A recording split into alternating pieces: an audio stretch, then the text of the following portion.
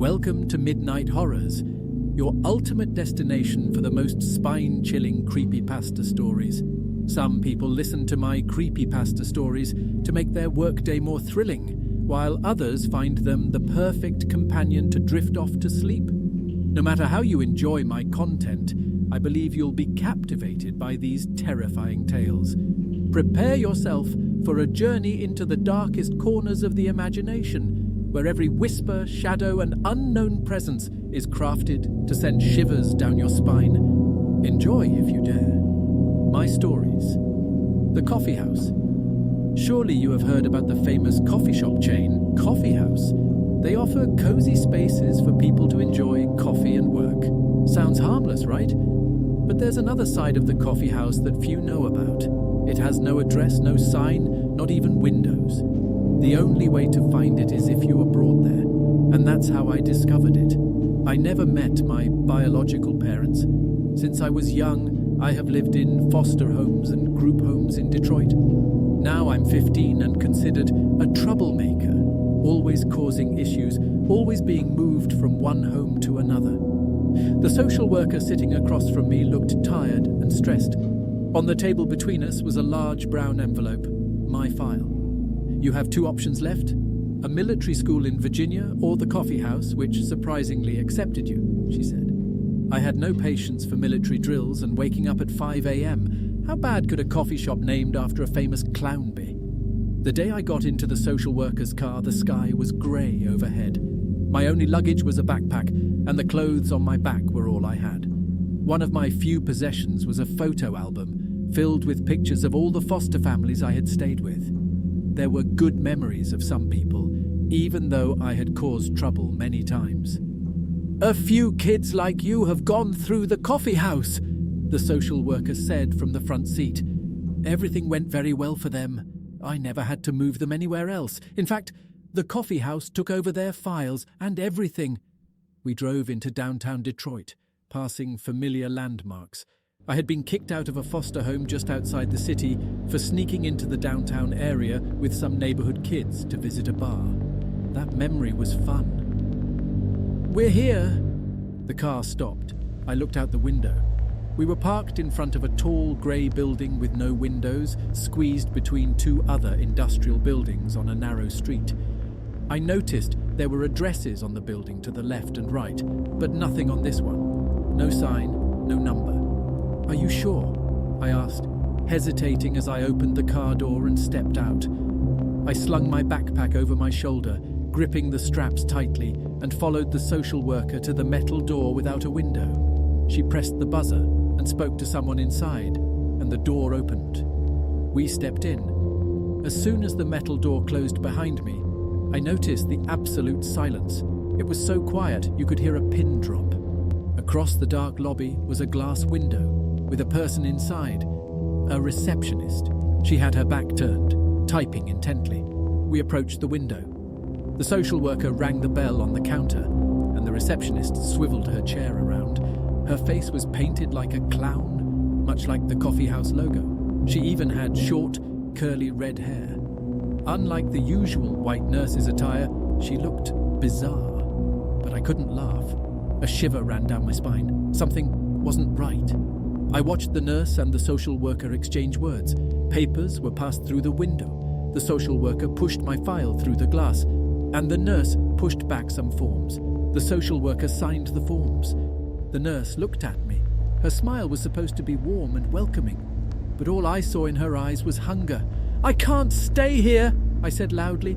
"Take me to the military school in Virginia, please." "What's wrong, sweetheart?" the nurse asked, her voice muffled by the glass. "Afraid of the coffee house?" I looked into those hungry eyes. Now there was a glint of malice as she smiled.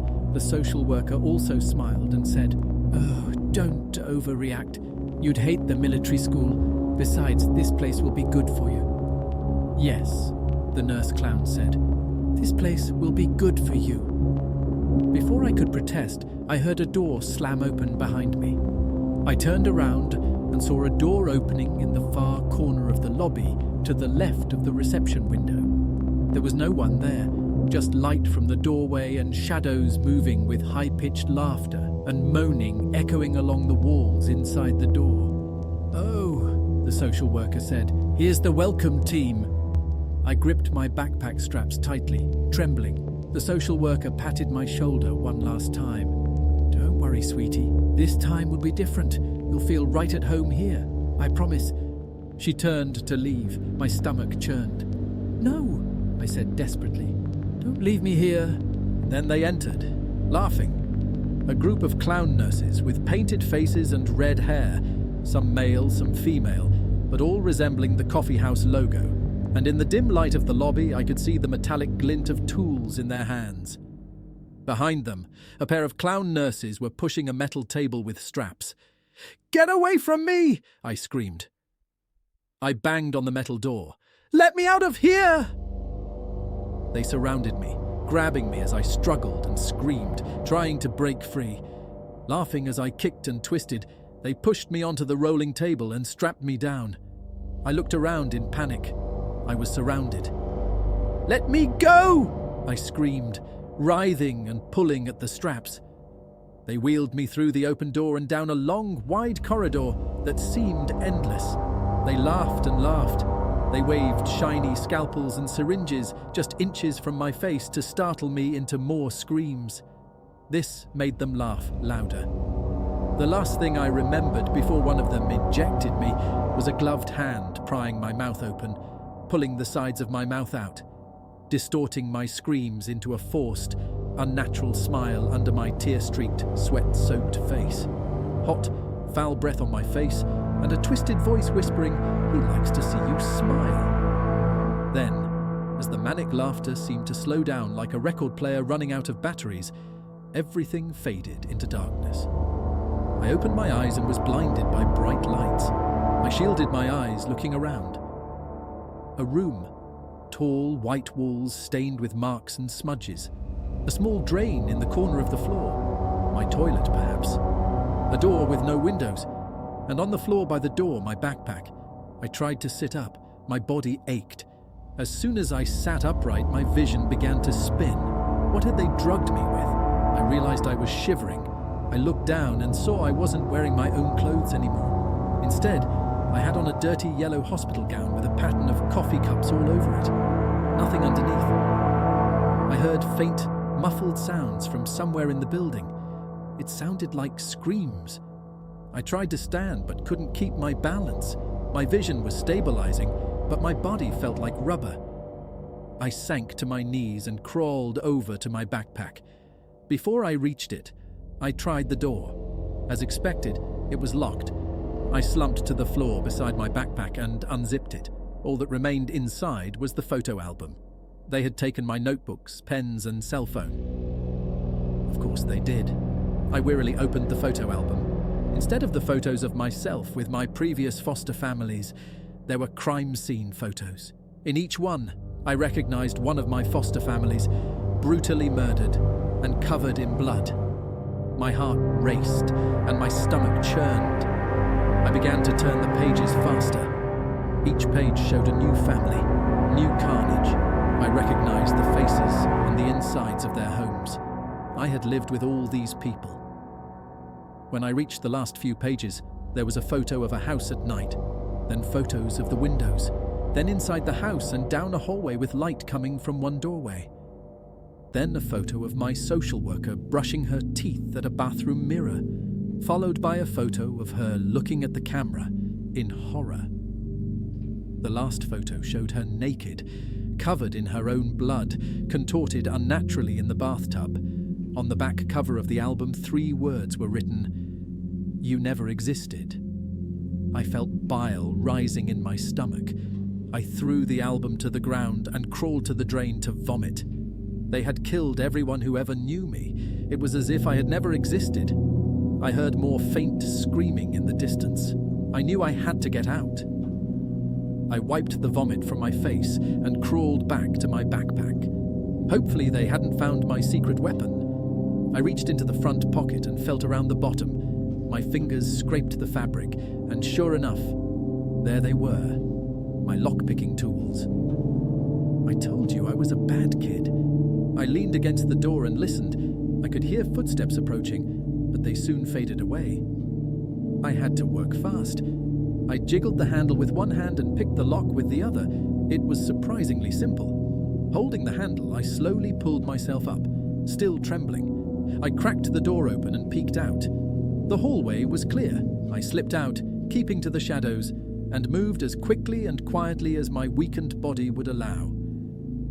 I had no idea where I was going, but I knew I had to find a way out. I passed door after door, each one looking identical. Occasionally, I heard muffled screams and cries from within the rooms. The walls were bare, painted a dull off-white colour. There were no windows, no signs, nothing to indicate where I was or how to get out. Finally, I reached a corner and turned, hoping to find an exit. Instead, I found a large room filled with medical equipment, tables with straps, and various sharp instruments. In the center of the room stood a large metal chair with restraints for the arms, legs, and head. Around the chair, several clowns were moving about, preparing for something. They hadn't noticed me yet. I looked around desperately for a way out and saw a door marked Exit on the far wall. I took a deep breath and dashed for the door. Immediately, the clowns turned and started laughing hysterically. I reached the door and pulled it open, but as I did, I felt a sharp pain in my back. I turned and saw one of the clowns holding a syringe. I staggered backward, my vision blurring again. They were laughing louder now, their faces twisting into grotesque masks. I stumbled through the exit door and into another hallway. I could barely see, but I kept moving. I reached another door and pushed it open. Blinding sunlight hit me. I was outside. The fresh air hit my face, and I took a deep breath. I started running, not knowing where I was going, just wanting to get as far away as possible. As I ran, the effects of the drug began to wear off slightly, and I found myself in an alley. I kept moving, glancing back occasionally to make sure no one was following me. I didn't stop until I reached a busy street. People were walking by, cars honking, life going on as if nothing had happened. I blended into the crowd, making my way through the city. I didn't know where I was going, but I knew I had to keep moving. I had to find a way to survive. The coffee house was behind me now, but I knew it wasn't over. They would be looking for me. I had to stay hidden, stay off the grid. I had to find a way to fight back. As I disappeared into the city, I knew one thing for certain. I would never let them take me back to the coffee house. I found myself in the heart of Detroit, trying to blend into the crowd and figure out my next move. I needed to find a safe place to hide and collect my thoughts. The coffee house had erased my existence, but they couldn't erase my will to survive. I ducked into a small rundown diner a few blocks away, hoping to blend in and maybe grab some food. The bell above the door jingled as I entered, and the waitress behind the counter gave me a tired, disinterested look. I chose a booth in the back, away from prying eyes. As I sat down, I noticed a payphone near the restroom. It was an old model, but it looked functional. I needed to contact someone, anyone who might be able to help. But who? Everyone I knew was either dead or had no idea who I was. I thought about my past, trying to remember anyone who might still care about me. Then it hit me. An old friend from one of my earlier foster homes. His name was Jason, and we had stayed in touch for a while after I moved out. He had a rough time growing up too, but he had always been resourceful and street smart. If anyone could help, it would be him. I made my way to the payphone and fished some coins from my pocket. With trembling hands, I dialed his number, hoping he hadn't changed it. The phone rang a few times before a familiar voice answered. "Hello?" Jason's voice was cautious, but it was definitely him. "Jason, it's me, Alex," I whispered, glancing around to make sure no one was listening. "I need your help. I'm in trouble." "Alex? Holy crap, it's been ages! What's going on? Where are you?" he asked, his voice a mix of surprise and concern. "I'm in Detroit. I can't explain everything right now, but I need a place to stay and lay low. Can you help me?" There was a pause on the other end of the line. Yeah, sure. I've got a place on the outskirts of town. Meet me at the old abandoned factory on Gratiot Avenue. You remember the one? Yeah, I remember. I'll be there as soon as I can. Thanks, Jason. I hung up the phone and made my way out of the diner. The walk to the factory was long and nerve-wracking. I kept glancing over my shoulder, half expecting to see a clown-faced nurse or a black car tailing me. But the streets were busy, and I managed to stay unnoticed. The factory was a relic of Detroit's industrial past, its windows shattered and walls covered in graffiti. I slipped through a gap in the fence and made my way inside. The air was thick with dust, and the only sound was the distant hum of traffic. "Alex, over here!" Jason's voice called out from a shadowy corner. I turned and saw him emerging from the darkness.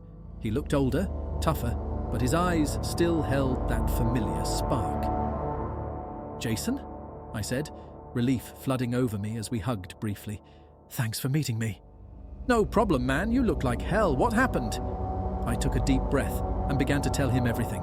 The coffee house, the clowns, the photo album, and the horror I had escaped. Jason listened intently, his expression growing darker with each word. "That's some messed up stuff," he said finally. "But you're safe now. We need to figure out our next move." "Yeah, but they won't stop looking for me," I said, glancing around nervously. "We need to expose them somehow, make sure everyone knows what they're doing." Jason nodded thoughtfully.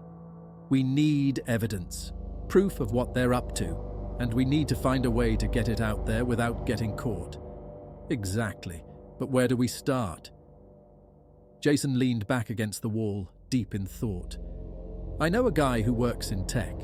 He might be able to help us hack into their system, get some incriminating files. It'll be dangerous, but it's our best shot."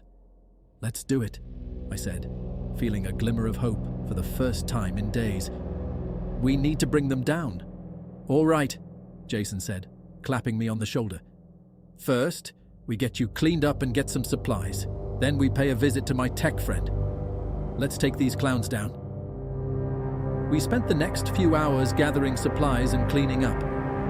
Jason took me to a small apartment he had been using as a safe house. It was sparsely furnished, but it had the essentials.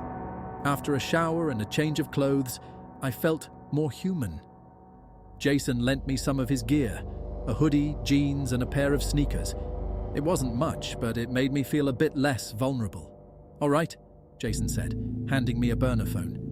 "This is how we'll stay in touch. Don't use your old phone. They might be tracking it." I nodded, slipping the phone into my pocket. "Got it. So who's this tech guy we're meeting?" "His name's Mark. We used to run together back in the day. He's a genius with computers, but he's also a bit paranoid. He'll help us, but we'll need to be careful."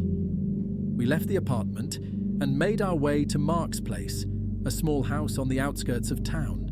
The neighborhood was quiet and the house looked unassuming. Jason knocked on the door in a specific pattern, and after a moment it opened a crack. "Jason, that you?" a voice asked from inside. "Yeah, it's me. Let us in, Mark. We need your help." The door opened wider and we slipped inside. Mark was a wiry guy with glasses and a nervous energy.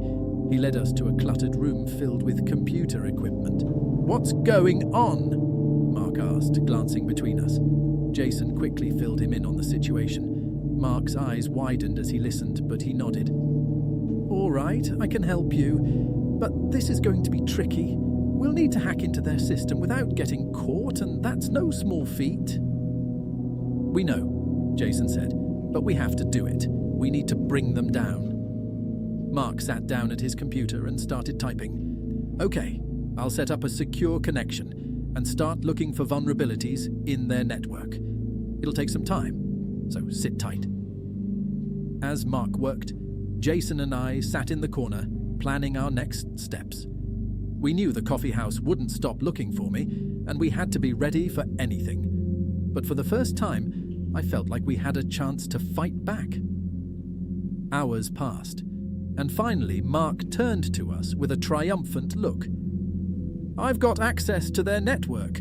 There are files here, patient records, experiment logs, everything. This is enough to expose them." "Great," Jason said. "Can you download everything?" "Already on it," Mark replied. "But we'll need to get this information to someone who can make it public. The media, maybe. Or the authorities, if we can trust them." "We'll figure that out," Jason said. "First, let's get the files." As Mark finished the download, I felt a surge of determination. We had the proof we needed. Now it was time to bring the coffee house down and make sure they never hurt anyone else again. With the files downloaded and backed up, we knew we had to move quickly. The coffee house would be on to us soon, and we couldn't risk staying in one place for too long. Jason suggested we split up to cover more ground and reduce the risk of getting caught. "Mark, you stay here and keep an eye on their network," Jason said. "If anything changes, let us know immediately." Mark nodded, already deep into his work. "Got it. Be careful out there." Jason and I left Mark's place and headed to a nearby park. We needed to find a way to get the files to someone who could help us expose the coffee house. As we sat on a bench, brainstorming, I remembered an old journalist who had covered stories about corrupt institutions in the past. "There's a reporter named Sarah Collins," I said. "She used to write about stuff like this. If we can get the files to her, she might be able to help." Jason nodded. "Good idea. Do you know how to contact her?" "She used to work for the Detroit Free Press. We could start there." We made our way to the newspaper's office, hoping Sarah still worked there or that someone could point us in the right direction. When we arrived, we were met with skeptical looks from the staff, but eventually we managed to get a message to Sarah. After what felt like an eternity, she appeared in the lobby. Sarah was in her late 30s, with sharp eyes and an air of determination. She looked us over, clearly wary. "Who are you, and what do you want?" she asked. "I'm Alex," I said, glancing around nervously. "We have information about the coffee house. They're involved in some seriously messed up stuff, and we need your help to expose them." Sarah raised an eyebrow. "The coffee house? You mean the coffee chain?" "No," Jason said. "It's something much darker. We have proof, files that show what they're really doing. You need to see this." Sarah looked at us for a moment, then nodded. "All right, come with me." She led us to a small conference room and closed the door behind us. Jason handed her a USB drive with the files Mark had downloaded. Sarah plugged it into her laptop and started going through the documents. Her expression grew more serious with each passing minute. This is unbelievable," she said finally. "But if this is true, we need to act fast. I'll start writing up the story and get this to my editor. This is going to blow up." "Thank you," I said, feeling a weight lift off my shoulders. "We can't let them get away with this." Sarah nodded, her eyes filled with determination. "Don't worry. We'll make sure the world knows what the coffee house is really up to." As we left the newspaper office, I felt a sense of hope. We had done it. We had the evidence, and now we had someone who could help us expose the truth. The coffee house might come after us, but we were ready. We wouldn't stop until they were brought to justice.